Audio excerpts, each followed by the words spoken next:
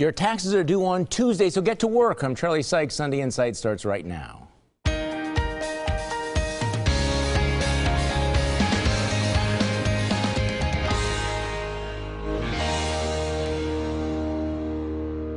Good morning and welcome to Sunday Insight. In the week that was, the Badgers get within one basket of the national championship game. UW men's basketball team, though, is banned from postseason play next year.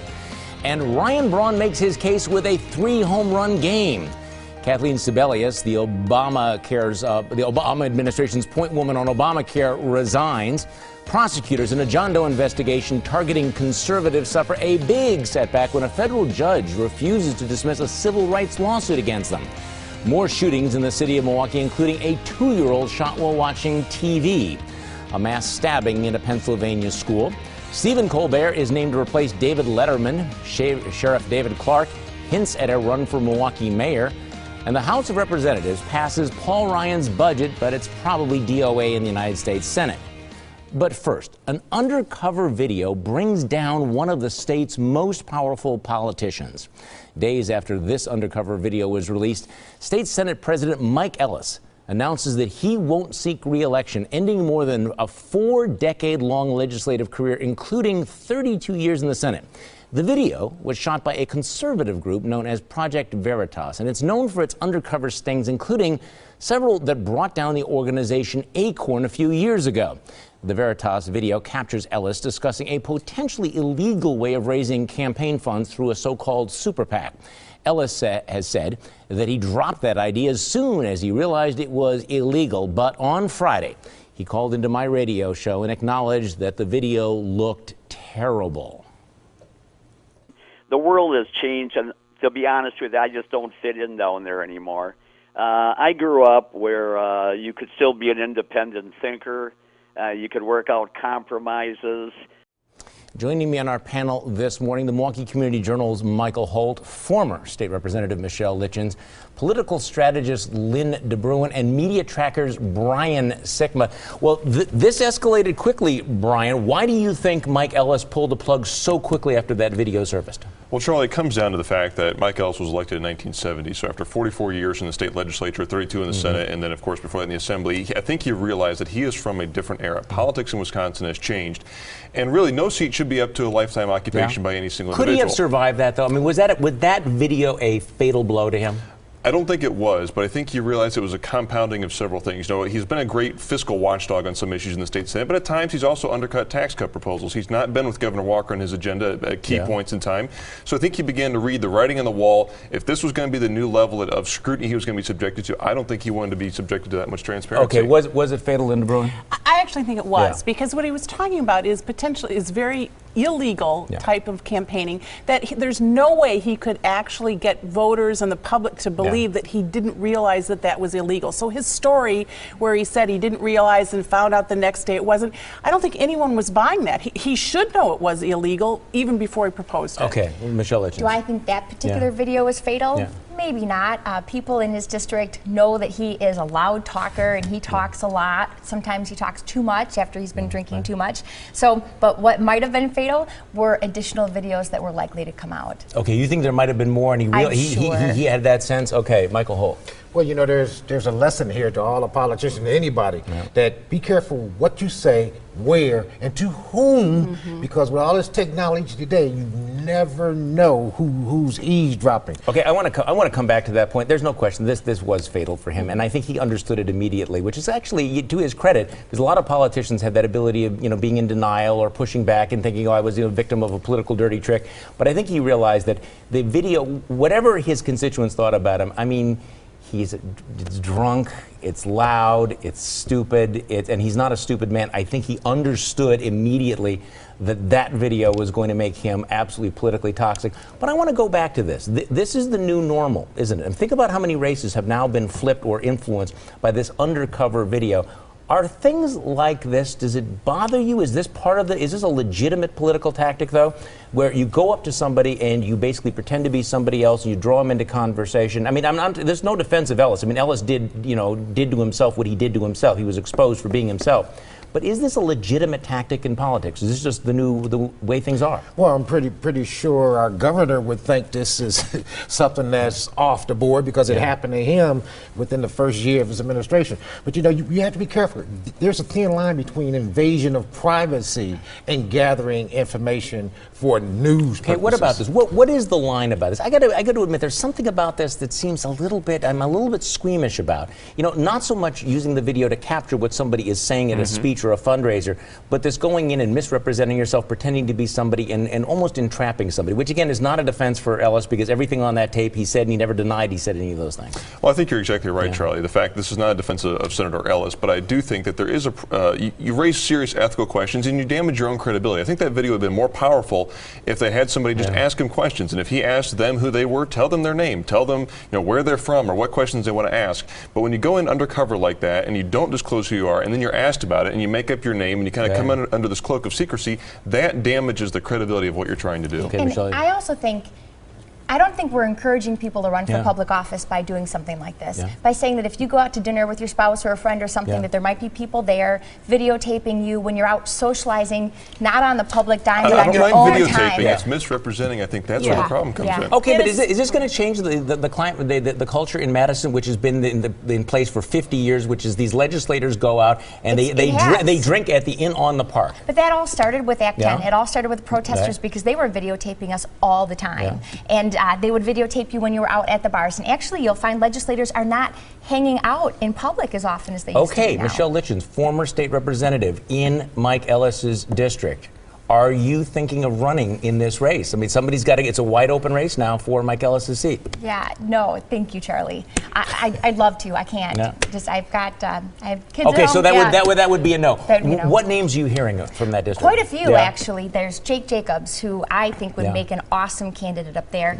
Stephen Gillespie is right now running for the 55th Assembly District, and he has said he's considering now stepping it up for the Senate seat. There were 5 candidates running for the 55th seat. So, what about Roger Roth, former representative in your seat? Roger might. I talked to him a few months ago. I don't know if he's too interested in it. Okay, so what is your glass half full and what is your glass half empty this week? Let's go around the table. Michael Holt. My glass is half empty because the Bucks are ending their season with the worst record in basketball. But it's half full because the Milwaukee Brewers are having their best start since 1998. Michelle Litchens. It's half full because Kathleen Sebelius is finally leaving Secretary of HHS because Obamacare is up and working. It is half empty because Obamacare is far from working, and I think the media is going to buy her story and try to sell it. Linda Bruin. Well, my glass is half full because David Hines recently won his 3-year effort to convince Wisconsin legislators to authorize a new specialty license plate. The plate will say, "In God we trust," and part of the proceeds will go to veterans. But my glass is half empty because the state won't make the plates until this semi-retired Appleton man raises $9,000 in production costs. Brian Sigma. My glass is half full because Governor Scott Walker's announcement that he supports yet another tuition freeze at the University of Wisconsin system is good news for students and families. But my glass is half empty because this week a liberal UW-Madison professor was caught trying to keep some of his work secret, even though transparency laws require him to disclose his actions. Well, my glass is half empty because Michelle Litchens is not going to run for Senate. No, it's actually half full because Governor Walker announced another 2-year tuition freeze for the UW system. It's half empty because schools all across the country continue to jack up tuitions faster than the rate of inflation, and that's one of the biggest reasons that we have a student debt crisis. But it is still half empty because she's not going to run for Senate. Next on Sunday Insight, why is Governor Walker considering going back to school to finish his college degree?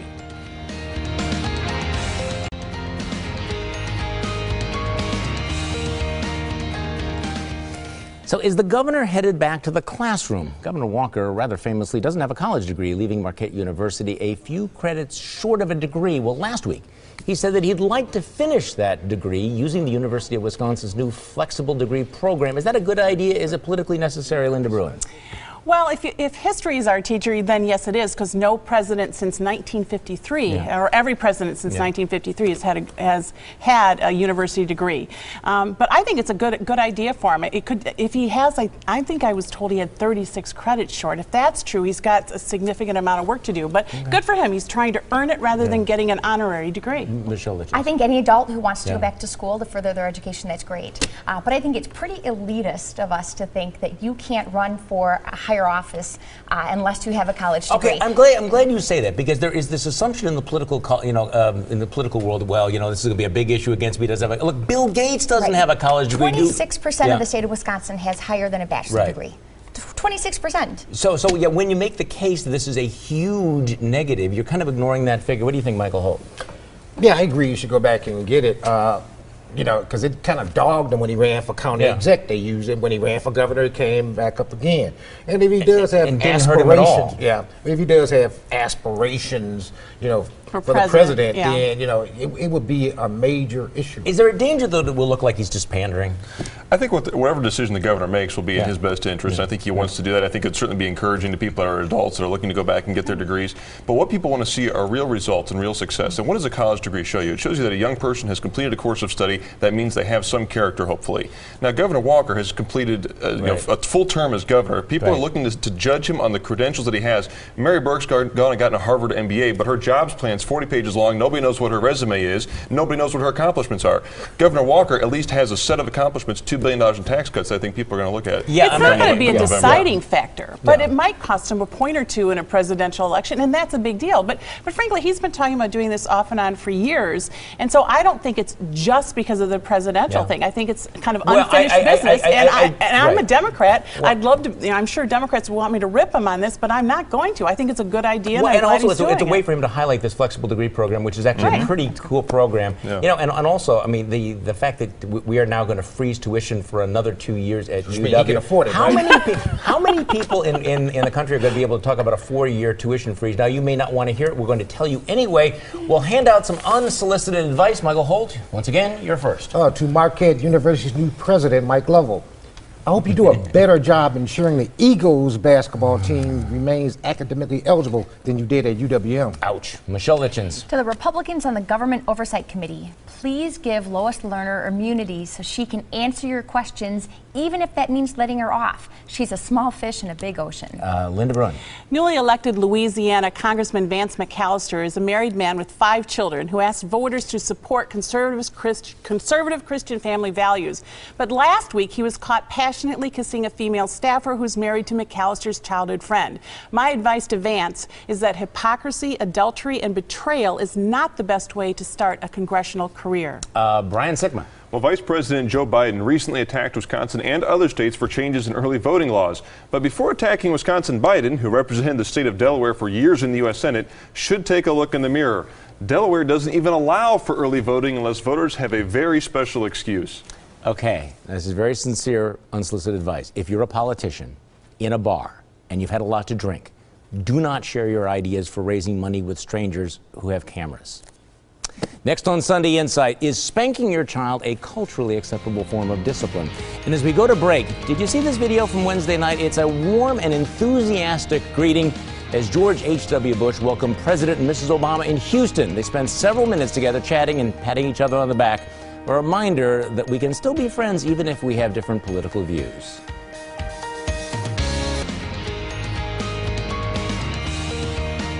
Well, should the criminal justice system lighten up on some child abuse cases? Dane County District Attorney Ismael Ozanne, a Democratic candidate for Attorney General, has launched a program designed to provide alternative penalties to minority defendants charged with child abuse if, he says, they use corporal punishment as a culturally acceptable form of discipline. Michael Holt, good idea? Yes and no. And I'm saying yes because I support the initiative. No, because I don't think he should have designated and isolated minorities. He should have broadened the scope of that. But in my culture, we don't believe in those timeouts. One of the parents is going to get a belt or something and they're going to tag you on your behind and your legs. We're not talking about abuse. I ain't talking about beating nobody up, but spanking is part of the black culture. But Michael, we are talking about abuse. These are people who are referred for child abuse. If you leave wealth on your kid, these are referrals for child abuse and being prosecuted for abuse. Right now, any kid can call up Child Protective Services. But these are people who actually have enough foundation to be charged. You cannot decide. My culture spanks, but I expect to be prosecuted. We're not talking about spanking here. We're not talking about spanking. You're talking about about people who've been arrested and then referred for criminal prosecution to the DA's office, Michelle Lichens. Yeah, no, this is nothing about culture. This is about, there's age differences, people who did the timeouts, people who did the spankings, and there's a discussion. That's not what we're talking about here. You know, you have a Muslim dad who ran over his daughter because he felt she was becoming too westernized. Is that somehow acceptable because it was culturally acceptable back in his home country? There's two things that are disturbing about this. Number one is, and even Michael mentioned, that separate but equal, almost judicial apartheid, where you have one set of laws for one group and another set of laws for another group. But then, of course, you also have this whole notion that there are times when child abuse would be culturally acceptable, Brian Sykes. Well, I think the problem with what Ozanne's trying to do here is we've seen he has a pattern as a district attorney of trying to find ways not to prosecute people. It's not a matter of him trying to make sure that he's being fair and just as he goes about charging.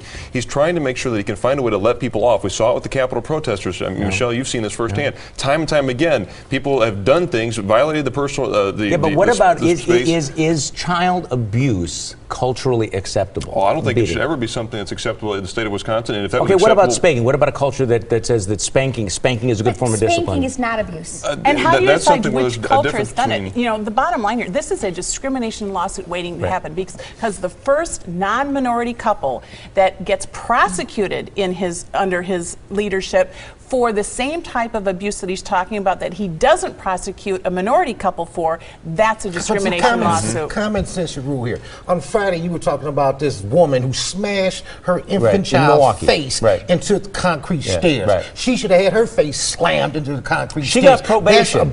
And that's ridiculous. Well, it does seem the criminal justice system, even though we all talk a good game about child abuse, you know, in Dane County they have this plan. In Milwaukee County, you get a plea deal for smashing your toddler's face into the. So what you got? Parental anger management and probation. See, I think it's the condescension also in this that soft bigotry of low expectations, because one of the consequences of this softer, gentler approach to child abuse is that more minority children are going to end up being abused without consequences to their abuser. How is that a good idea? And why would a Democratic candidate for Attorney General embrace that? I think it's ridiculous, and Richards doesn't support it, and neither do any of the other. Richards. I'm sorry, excuse me, and neither do any of the other candidates for Republican or Democrat. I just think that the bottom line is there's 3 times the amount of referrals for minority defendants in Dane County for child abuse, and he was attempting to deal with that. But I think he took the wrong approach. You don't let people off the hook. You do earlier intervention and that type of thing rather than not prosecuting people for abuse. Well, and then you punish people. When people are found guilty, you punish them and you set an example, and then you educate others that this form of discipline is not acceptable, no matter what color you are. Is what they said this week the same as what you heard? Let's go around the table. Michael Holt. Milwaukee County Sheriff David Clark said Milwaukee will become the next Detroit unless we begin dealing with the twin cancers of poverty and dysfunctional schools. What I heard was a potential mayoral candidate who was not afraid to tell the truth. Michelle Lichens. President Obama said we have to do something about pay inequality for women. What I heard was nothing but politics, because if he really cared, then White House female staffers who currently earn 88 cents on every dollar would be paid the same as his male staffers. Linda Bruin. When Bill Clinton announced his support for putting photos on Social Security cards, what I heard was another example of Clinton's famous ability to find political win-win scenarios, this time for his wife. Social Security card photos would be perfect to use for voter IDs, and they would also serve as free and easily accessible photo IDs for the poor, which would make their lives a lot easier. But wouldn't that be racist? I'm confused. Not anymore. Brian Sikma. Representative Tom Petri said recently, quote, "I have opposed these proposed regulations from EPA," unquote. But Petri has twice in the past few years voted with Democrats like Nancy Pelosi and against Republicans like Paul Ryan to support the Obama EPA's war on coal, something that will cost Wisconsin's 6th district up to 2,000 jobs. Well, when he was asked about his work as a mafia snitch for the FBI, Al Sharpton said, "I was a cat, not a rat." What I heard, yeah, I was a rat, but I still get to hang out with the President of the United States, so what are you going to do about it? Next on Sunday Insight, our panel picks the winners and losers of the week. But first, here's your morning news update. It's time for our panel to pick the winners and losers of the week. Michael Holt, you're first. Black folks lost 4 assembly seats 2 years ago because several naive black leaders convinced them we were living in a post-racial society and didn't need representation that looked like us. That naive premise may cost us dearly, but we may be it could be corrected in the future with the retirement of people like Sandy Posh. Michelle Litchens. My winner is Governor Walker, who announced a notice of UW surplus, so he is proposing another tuition freeze. Instead of creating more government programs, he simply wants to cut student expenses. It's a great idea. My loser is Vice President Joe Biden for criticizing Wisconsin for limiting voting hours. Perhaps he should talk to his own state of Delaware, which doesn't allow any early voting and requires a valid excuse to vote absentee. Linda Bruin. Well, my winners are Representative Joe Sanfilippo and Senator Leah Vukmir, the sponsors of the bill creating a Milwaukee County Mental Health Board, plus legislators of both parties who voted for the bill, which was signed into law last week by Governor Walker, another supporter. My loser is the couple who attempted to sail across the Pacific with 2 toddlers. An Air National Guard team had to parachute into the ocean to rescue them. All of this danger and expense could have been avoided if the couple had been responsible parents. Brian Sikma. Well, my other winner this week is Senator Ted Cruz, who managed to get unanimous approval from both parties in both chambers of Congress for a cheeky plan to deny Iran's new ambassador to the United Nations entrance into the U.S. Well, Kathleen Sebelius led the Obama administration's Department of Health and Human Services and presided over the disastrous rollout of Obamacare. This week, she finally resigned, with her entire tenure clouded by incompetence. She is my loser of the week. Well, Milwaukee District Attorney John Chisholm and the other John Doe prosecutors are the big loser. They thought that they were going to be shielded by the John Doe secrecy laws and their own prosecutorial immunity, but last week they found out they may have to answer for their conduct in a federal courtroom. Winners, the Racine County Sheriff's Department, which had made an arrest in 1997 murder of Amber Creek. It was a great combination of modern forensic science and good police work and solved what could have been a cold case. Thanks for joining us. Remember to join me for my radio show Monday morning on News Radio 620 WTMJ from 8:30 until noon. Have a great week.